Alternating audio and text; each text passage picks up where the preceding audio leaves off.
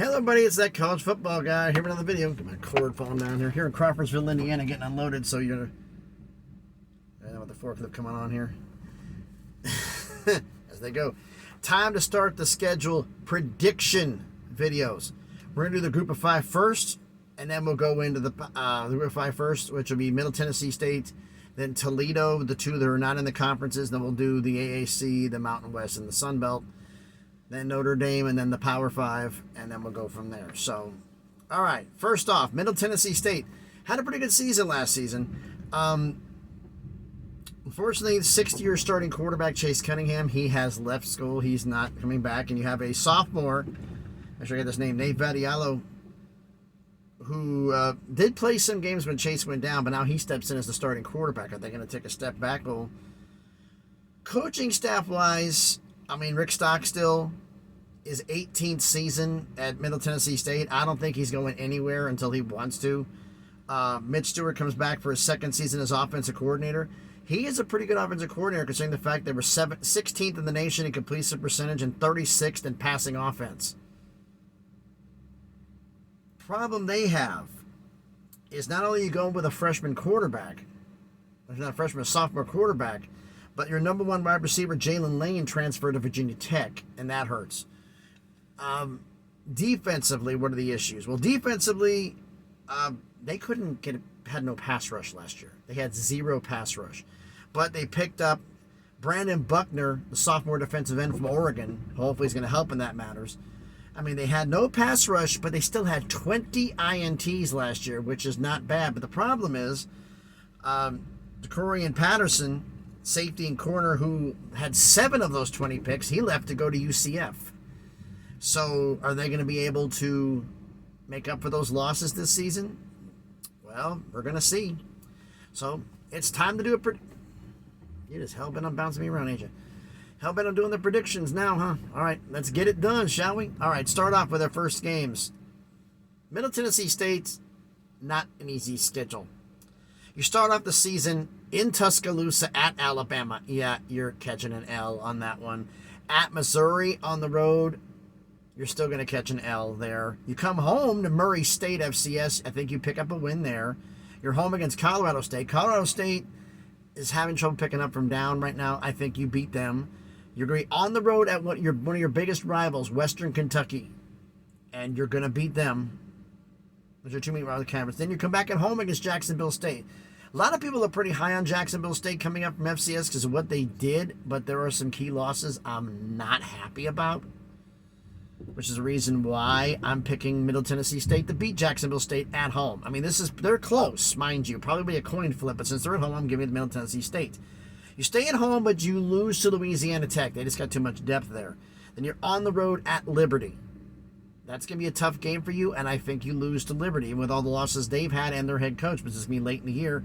But you come back on the road again at New Mexico State in Las Cruces. I think you pick up the win there. Then you get the bye. So 9 games in before you get your bye. You're 5-4 before the bye.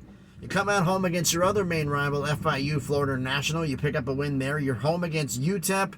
You pick up the win there. Then you're on the road at another newcomer, Sam Houston State. And with the lack of depth that Middle Tennessee State has, and this is on the road, if this would have been a home game, I would have picked Middle Tennessee State. But because it's on the road, and because of the injury history that some of these players in Middle Tennessee State have, I have to call that an L. So what does that mean? That means they go 7-5 in Conference USA. Is that enough to win there? I'm not doing a Conference USA prediction, but I think they're going to have a solid season. They're going back bowling again. Hopefully they can do better when they did against San Diego State when they had negative 66 yards offense and still won a bowl game. NCAA record. Yeah. Hopefully they do better than that. But there's going to be growing pains this year. Sophomore quarterback. You have, I forgot to mention his name right here, DJ England Chisholm is their number 2 wideout. He's going to be coming back in senior season. Hopefully he can be their number 1. But we'll see what happens there. So let me know what you think about this down in the comments. So thanks everybody for watching the video, for doing these schedule previews, schedule predictions, I should say. The individual ones are going to be a little more in depth, but with a cell phone being used, I got a 20-minute, 25-minute max recording volume. So when the conference one gets done, I'll be going in a little less in depth, but to crank the conference up is I got X number of minutes to get it done. When I sped through them last year and just did wins and losses, it was 10 minutes. Now there's a little more teams in some of the conferences. There's more depth and more information, so it's going to be closer to 20. I'm going to be cranking out. Hopefully I can get another break because they're already flying through this. Head to Toledo to get that one done next, and then we'll start the Americans schedule preview. Like I said, this weekend I plan on, if possible, cranking out every single one of them. All the previews, all the predictions for everybody, all the conferences, all done this weekend. I'm at home with the Wi-Fi. It's going to be cranking out a lot faster because these videos are big.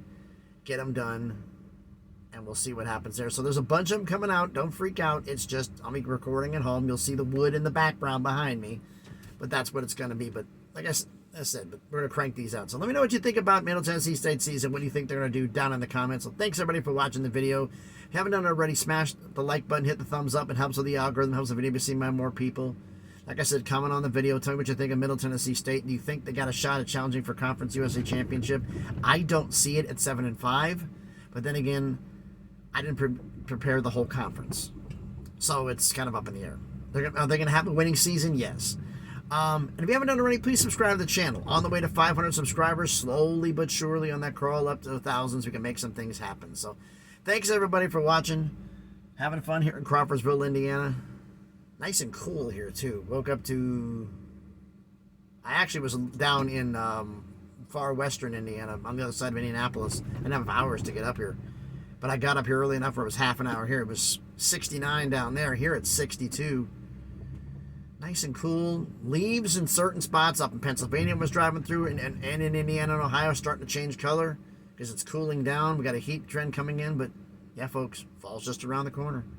Thanks, everybody, for watching. Hope everybody's having a great Thursday. Be safe out there, and please, be good to each other.